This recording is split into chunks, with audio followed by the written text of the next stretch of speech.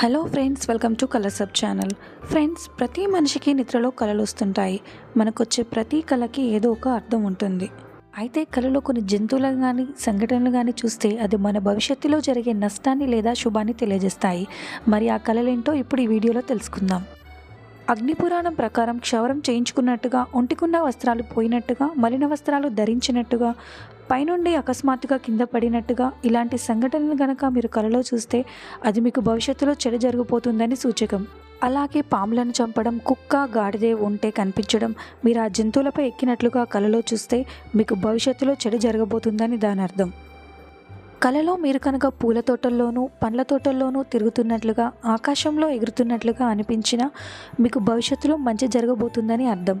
అలాగే కలలో తేనె, పాలు కనిపించినా వాటిని మీరు తాగుతున్నట్లుగా మీరు చూసినా మీకు మంచి జరగబోతుందని అర్థం.